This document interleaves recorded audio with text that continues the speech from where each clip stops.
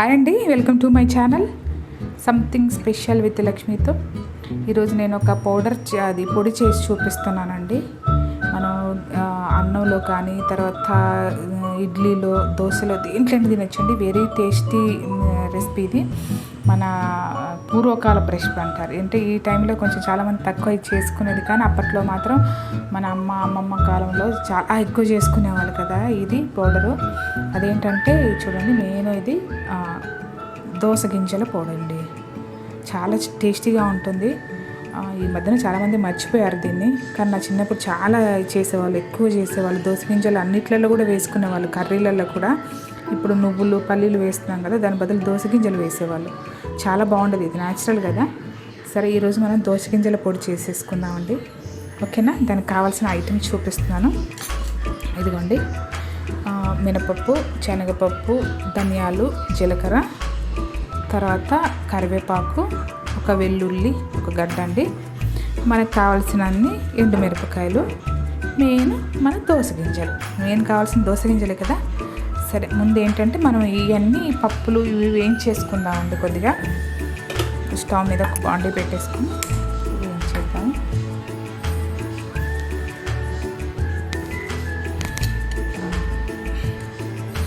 పప్పులు ఒక్కొక్కటిగా అన్నీ వేస్తున్నాను. మినపప్పు వేసాను చూడండి, శనగపప్పు, తర్వాత ధనియాలు, తర్వాత జీలకర్ర. ఓకే, ఇవన్నీ కొంచెం మంచిగా వేయించేసుకుందాము. ఓకే అండి, ఇది వేయించి పెట్టేసుకున్నాం కదా. నెక్స్ట్ మనం ముందు కరివేపాకు వేయించుకుందాము. కరివేపాకు కూడా కొంచెం డ్రై అయ్యేలాగా వేయించుకుందామండి. ఓకే, కరివేపాకు వేయించుకుందాం కొంచెం డ్రై అయ్యేలాగా. బాగుంటుంది కరివేపాకు కూడా దాంట్లో మిక్స్ చేసేసుకుంటే.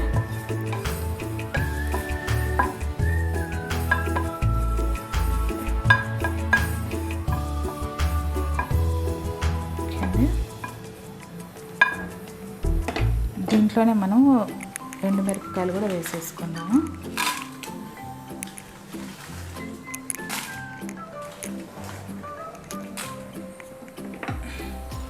నేను ఆయిల్ లేకుండానే వేయించేస్తున్నానండి. దీనికి ఆయిల్ అవసరం లేదు, ఆయిల్ లేకుండానే చేసేసుకున్నాం దీంట్లో ఈ పొడిని.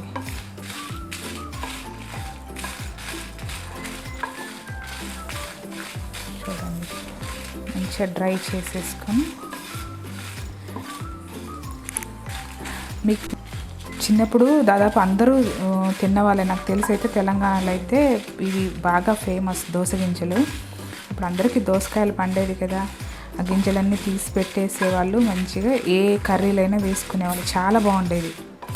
కానీ ఇప్పుడు మనం దోసకాయలు తక్కువ, అంటే కొనుక్కొచ్చుకొని తింటాము, అందులో నుంచి గింజలు తీయం కదా, గింజలతో సహా వండుకుంటాం. కాబట్టి మనకు దోసకాయలు లేదు. తీయాలనుకుంటే ఎలాగైనా ట్రై చేసుకోవచ్చు. మార్కెట్లో అయితే దొరకలేదండి, నేను చూశాను సూపర్ మార్కెట్లో దోస గింజలు ఎక్కడ దొరకలేదు నాకు. అమ్మమ్మ వాళ్ళైతే చాలా తయారు చేసి పెట్టేవాళ్ళు. అమ్మ కూడా ఎప్పుడు దోస గింజల పొడి చేసి రెడీగా పెట్టుకునేది.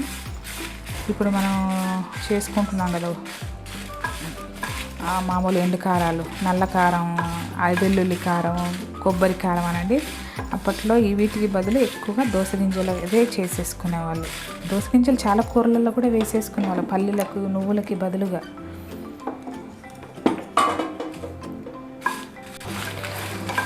ఓకే అండి, ఇది కూడా వేగిపోయాయి కదా. దీన్ని ఒక ప్లేట్లోకి తీసుకుందాము.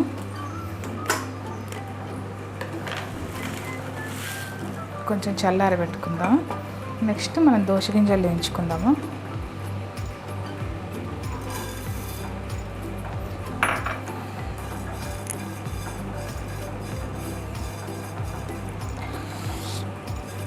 దీంట్లో లైట్గా కొంచెం చింతపండు కూడా వేస్తే ఇంకా టేస్టీగా ఉంటుందండి, వేసుకోవచ్చు.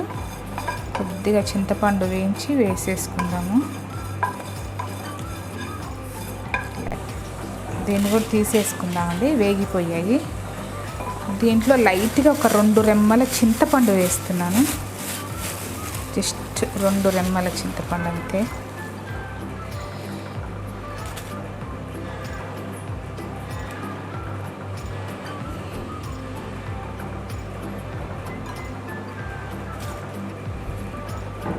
కొంచెం పచ్చిగా ఉంది కదా, ఒక్క నిమిషం డ్రై చేద్దాం దీన్ని, లేకపోతే మనకి ముద్దగా అయిపోతుంది.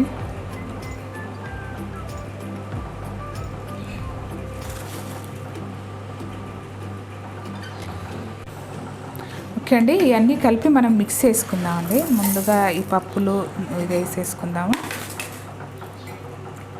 ఓకే, తర్వాత మన ఎండుమిరపకాయలు అన్నీ కలిపి మిక్సీ పౌడర్ లాగా పట్టేసుకుందాం.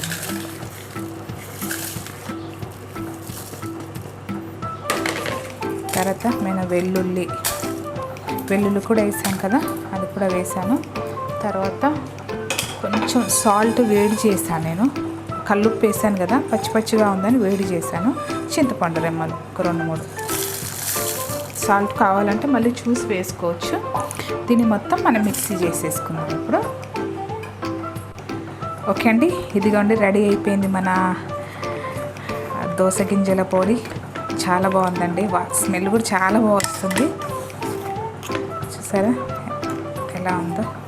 ఇది ఇడ్లీలోకి, మెయిన్ అన్నంలోకి కూడా కొంచెం నెయ్యి వేసుకొని తినాలి. దీంట్లో అసలు నేను ఆయిల్ వేయలేదు కదా, కొంచెం కూడా ఆయిల్ చేయలేదు. మనం ఇడ్లీలోకి తినొచ్చు, అన్నంలోకి కూడా చాలా బాగుంటుంది నెయ్యితో తింటే. మనం ఇది ఒక బౌల్లోకి తీసేసుకుందాము. చూసారండి, మన దోస గింజల పొడి రెడీ అయిపోయింది. తినటానికి ఎమ్మీగా వేడి అన్నంలో నెయ్యితో పాటు తిన్నామనుకోండి చాలా బాగుంటుంది. చెప్పాను కదా, దోశల్లో కానీ, ఇడ్లీలో కానీ, రైస్లో కానీ, దేంట్లో అయినా చాలా బాగుంటుందండి. మన అమ్మమ్మల రెసిపీ అండి ఇది. ఎప్పుడో పూర్వకాలం నుంచి వచ్చింది. ఈ మధ్యన చాలామంది మర్చిపోయారు ఇలాంటివన్నీ. మళ్ళీ మీరు కూడా ఒకసారి ట్రై చేయండి, చాలా బాగుంటుంది. మనం దోసకాయ తెచ్చుకుంటూ ఉంటాం కదా, ఇప్పుడు కొన్ని గింజలు పండు దోసకాయల నుంచి తీసుకోవచ్చు. మనం తీసేసుకొని గింజలు ఎండబెట్టేసుకొని ఇలా అప్పుడప్పుడు పౌడర్ చేసుకుంటే చాలా బాగుంటుందండి. ఓకే అండి, నా రెసిపీ మీకు నచ్చితే లైక్ చేయండి, షేర్ చేయండి, సబ్స్క్రైబ్ చేసుకోండి. ఓకే అండి, బాయ్. నెక్స్ట్ ఇంకో వీడియోతో కలుద్దాం.